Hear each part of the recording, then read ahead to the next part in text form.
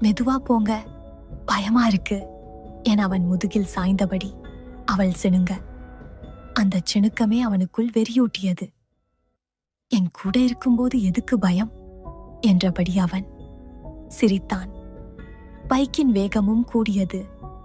உலகினை மறந்த அந்த ஜோடி தங்கள் விதியையும் மறந்தது. அவனது கைகள் பின்னோக்கி அவளிடம் சென்று எல்லை மீறி கொண்டிருந்தது.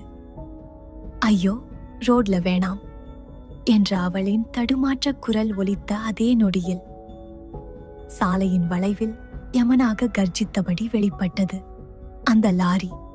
ஏய் என்று சுதாரிப்பதற்குள் அவர்களின் மேல் அந்த லாரி கதையை புரிந்து கொள்ள ஓட்டிவிடாமல் முழுவதும் பாருங்கள் அன்பு நெஞ்சங்களே. வருடம் 2025. ஆதித்யா சுமார் 25 வயசுள்ள ஒரு திறமையான கட்டிடக் கலைஞர். அவனோட உலகம் சிமெண்ட் வாசனையும் வரைபடங்களும் நிறைஞ்ச ஒரு இயந்திர உலகம். ஆனா அப்படிப்பட்ட இயந்திரமான அவனோட வாழ்க்கையில ஒரே ஒரு உயிருள்ள ஜீவன், அவனோட பாட்டி. யோசிச்சு பாருங்க, இந்த உலகத்துல நமக்குன்னு இருக்கிற ஒரே சொந்தம், நம்மளை வளர்த்து ஆளாக்கின ஜீவன் ஒரு நாள் நம்ம முகத்தை பார்த்து யாருப்பா நீ கேட்டா எப்படி இருக்கும்? அந்த நரக வலியை ஒவ்வொரு நாளும் அனுபவிச்சுட்டு இருந்தான் ஆதித்யா. சிறு வயசுலயே ஒரு லாரி விபத்துல பெற்றோரை இழந்தவனுக்கு அம்மாவா, அப்பாவா, தோழியா, உலகமா எல்லாமே அவனோட பாட்டி தான். ஆனா இன்னைக்கு அல்சைமர்கிற ஒரு அரக்கன் கொஞ்சம் கொஞ்சமா அவரோட நினைவுகளை தின்னு அவரை ஒரு குழந்தை மாதிரி மாத்திட்டு இருந்தான். தன்னை வளர்த்த கைகள் தன்னை அடையாளம் தெரியாம தவிக்கிறத பார்க்க ஆதித்யாவுக்குள்ள ஏதோ ஒண்ணு உடைஞ்சு போயிட்டே இருந்துச்சு. இனியும் இந்த சுமைய தனியா சுமக்க முடியாதுன்னு உணர்ந்த போதுதான் அவன் அந்த முடிவை எடுத்தான். வீட்டில இருந்தே பாட்டிய பார்த்துக்க ஒரு ஹோம் நர்ஸ். அந்த முடிவின் வழியாகத்தான் அவள் வந்தாள், நிலா. அந்த வீட்டுக்குள்ள நுழைஞ்சப்போ பல நாள் இருண்டு கிடந்த ஒரு வீட்டுக்குள்ள திடீர்னு ஒரு ஜன்னலை திறந்த மாதிரி ஒரு உணர்வு. ஹாஸ்டல்ல தங்கி வேலை பார்க்கிற அவளோட முகத்துல ஒரு விதமான அமைதி. அவளை பார்த்த முதல் நொடியிலேயே ஆதித்யாவுக்கு ஒரு நம்பிக்கை வந்துச்சு. ஆரம்பத்துல ஆதித்யா வேலையில இருந்து களைச்சு வரும்போதெல்லாம் தூரத்துல இருந்து தான் கவனிப்பான். நிலா பாட்டி கிட்ட காட்டுற பொறுமை ஒரு தாய்க்குரியது.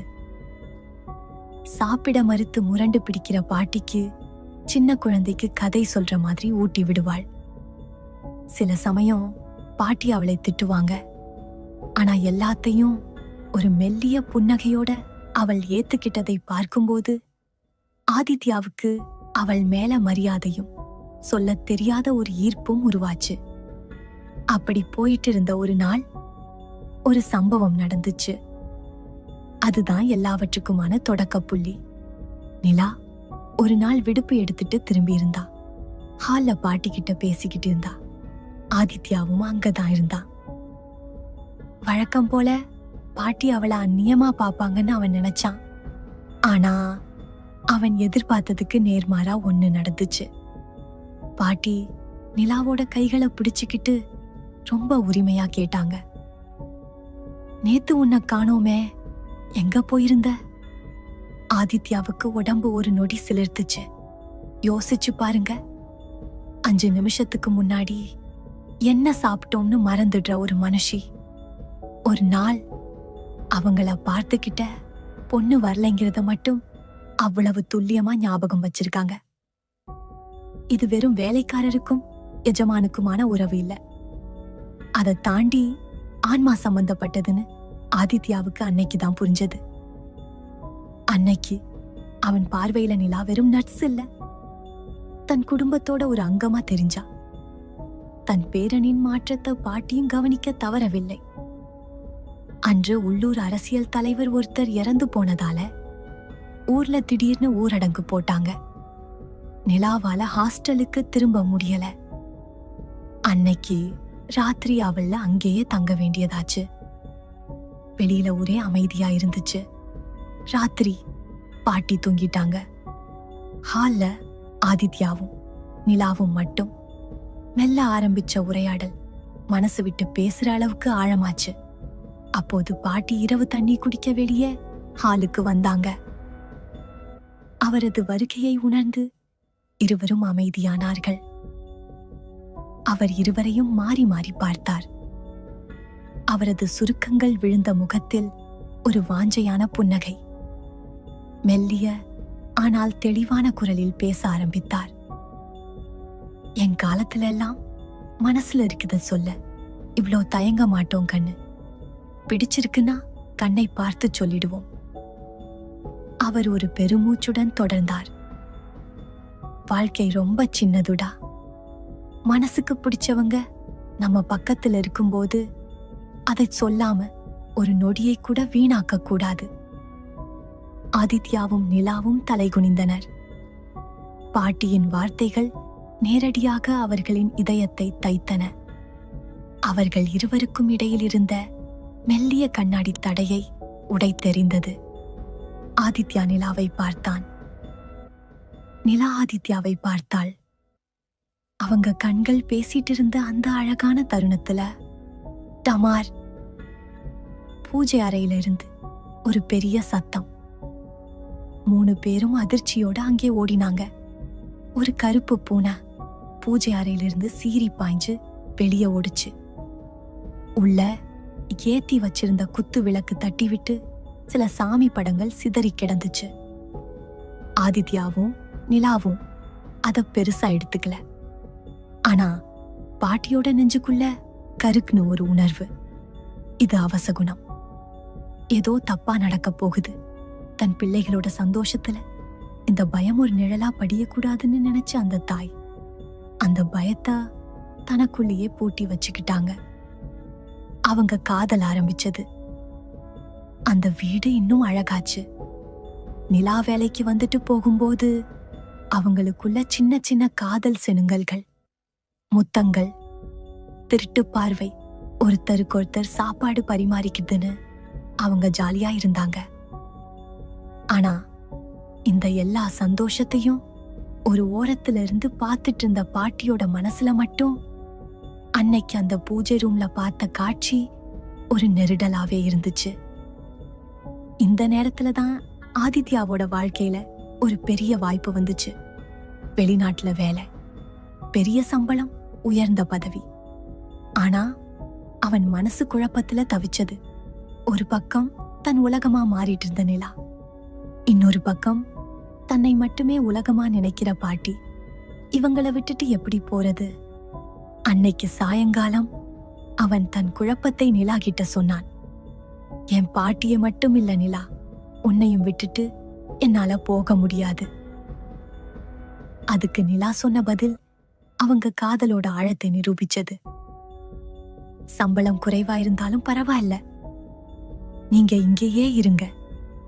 நாம 3 பேரும் இங்கேயே ஒன்னா சந்தோஷமா இருக்கலாம். பணத்தை விட நிம்மதிதானே முக்கியம். அந்த வார்த்தைகள் ஆதித்யாவுக்குள்ள இருந்த அத்தனை புயலையும் அமைதிப்படுத்திடுச்சு.